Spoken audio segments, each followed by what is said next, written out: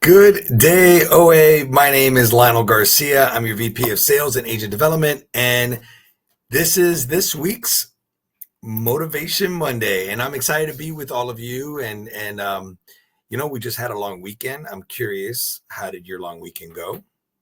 Did you enjoy the 4th? Did you have to work the weekend?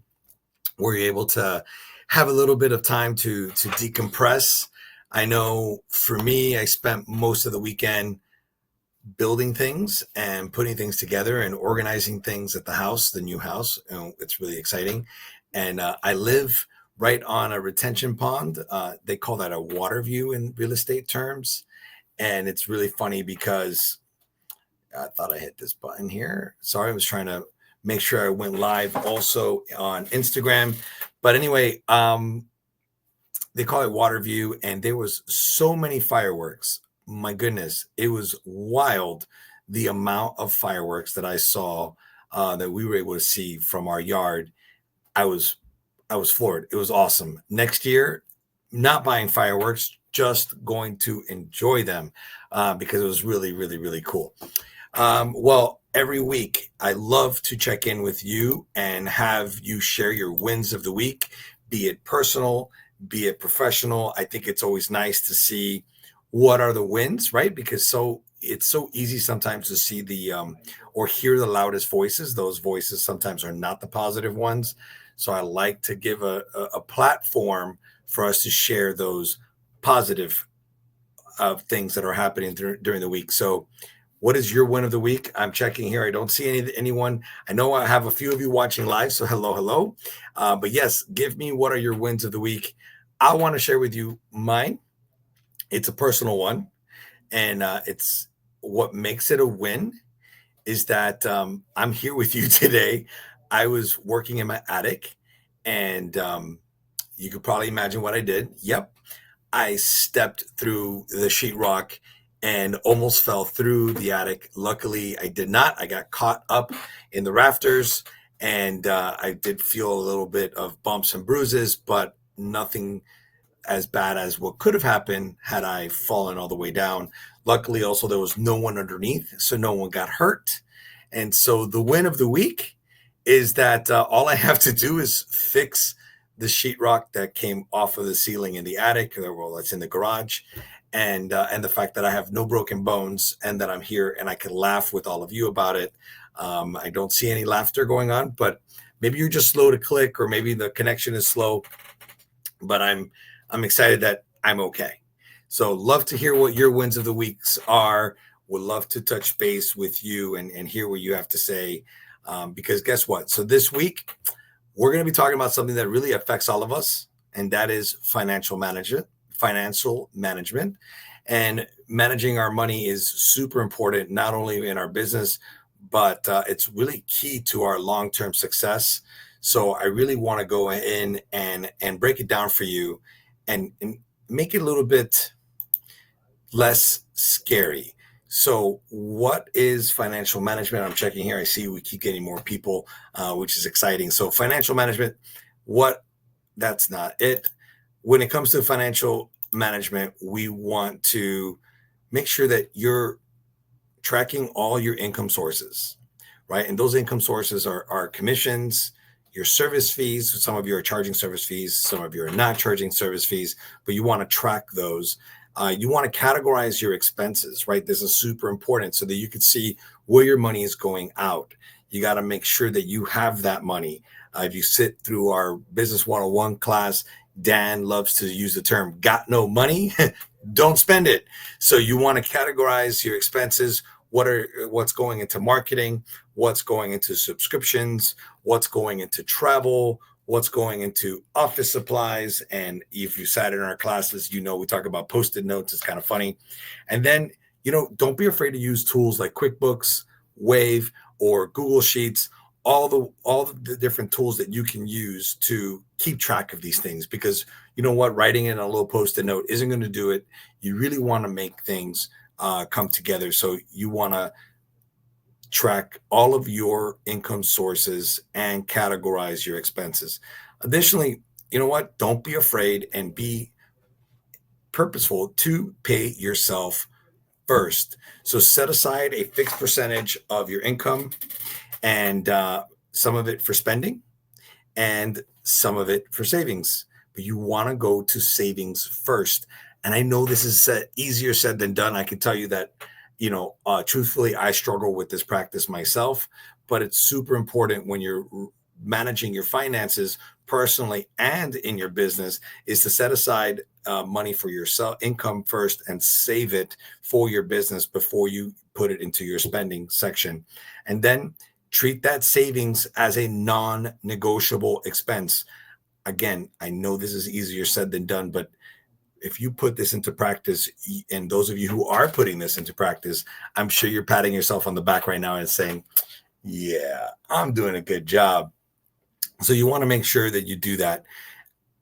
Next is don't be afraid, and you should be prepared to build an emergency fund. And I know this is hard because you're like, well, Lionel, I got this money. I want to spend it. I want to spend it on marketing. I need to have this money to pay for this subscription or pay for that service. But the truth is you need to also have an emergency fund. And again, this is going to work for that business management of your finances, but also is going to fit into your personal. So you want to aim for 3 to 6 months of your business and personal expenses. And I think especially for the business that we're in travel, it's so uncertain with geopolitical conditions, with health scares, with things that can really just come and go. Hurricanes, weather, flooding, like our friends in Texas and what they're going through, how scary is that and how sad is that? So you want to make sure that you have an emergency fund to carry you through for 3 to 6 months of your business needs, and not forget to also include your personal as well. Separate your business and your personal finances. You cannot have the same account, or should not have the same account that your business expenses and your business funds go into are the ones that you use to buy groceries, right? So highly, highly, highly recommend that you open up a dedicated business account and maybe consider using a business credit card to track your expenses and to help you build credit for your business. This is super important and a great way to kind of separate your personal expenses and income from your business expenses and income. Now, if you know me or have known me for some time, I've always been on the supplier side, and I'm employed by a company. They take care of my taxes. But one of the things I've learned on this side is that all of you are self-employed and all of you are independent contractors. And so you can't forget to set aside 25 to 30% of your income for your taxes. This is vital because when it comes to tax time, you don't want to be hit with this tax bill and not have the money to pay it. It's a really bad way to stay in business. So you want to be ready to have that money set aside of that 25 to 30% of your income for taxes. I think this is another good one, is to invest in yourself. And I have to tell you, you guys have been awfully quiet. I haven't seen any comments. I'm a little bit nervous why the comments aren't coming in. But if this is making sense to you, if you've heard this before, if this is new news for you, if you're putting this into practice in your business, hey, share it, right? Listen, we're a peer group. We look out for each other. It's nice to see others in the same boat, if you will, rowing in that same direction. So lastly, make sure that you invest in yourself. Budget for those professional development courses, right? I know here at OA, we have Kickstart, we have advanced class, we have PhD, we have a luxury class, we have a groups 101, groups 201. So if you're looking to advance yourself in your career and your professional development, you want to make sure you set aside money for that. You also want to set aside money for conferences, as OA is part of Travel Leaders Network, and they have a phenomenal conference every year. Next year, OA is going to have their own conference as well. And then there's certification courses like the CLIA certification. There's also the educational platforms that we have like CTC and CTA that you can get industry certification. So don't miss out on those. And the only way to do that is to save money and save money aside to invest in yourself as well. All right. I did get some comments. This is good because I was really getting worried. All right, so Michelle, your win for today is you added a sub agent 2 weeks ago. You got her registered for the advanced groups with you, and you both are excited because she's going to help you with groups. I love that, Michelle. That's great. And thanks, Michelle. You are my number one fan today. Thank you, thank you, thank you. Thanks for following along. I know we have about 11 of you watching, but it's nice to see that Michelle has jumped in here. And as always, I like to end with a quote of the day. This one is from Warren Buffett, and it kind of ties into our financial management topic. And that is, do not save what is left after spending. That's what I do, or I have done, and I'm changing that. But spend what is left after saving. And I remember I told you guys that this is a lot easier said than done. And I've mentioned that I do these videos just as much for me as it is for you. Because when I was a kid, I was probably 14 years old. I had my first job, and my dad always told me, hey, take about 10% of your check and save it. But here's the fun part. My first check at Winn-Dixie as a bag boy was $21. So to tell me to take $2 of my 21 to put into a savings account didn't sound appealing, and it didn't make sense to me. Hindsight, looking back now, I wish I would have listened to my dad, because it would have been a really great lesson to it set me up for success into the future. But now I get to teach you and help you with this advice. All right. And so let's see here. What else we have? We had one other comment, and excellent. So I wanted to end with just letting you know that really managing money isn't easy. It's very challenging. It's something that we need to be prepared for. It's really not only about the numbers, it's really a mindset. And so you want to be able to take control of your finances, because this is going to help you reduce the stress, right? We talked about this Motivation Monday. So if you reduce the stress, you can increase your confidence in your business and open the door to freedom and opportunities. Because honestly, those of you who have the money in moments of tightness in the economy get to spend the money because you manage your money properly, and you'll make even more money.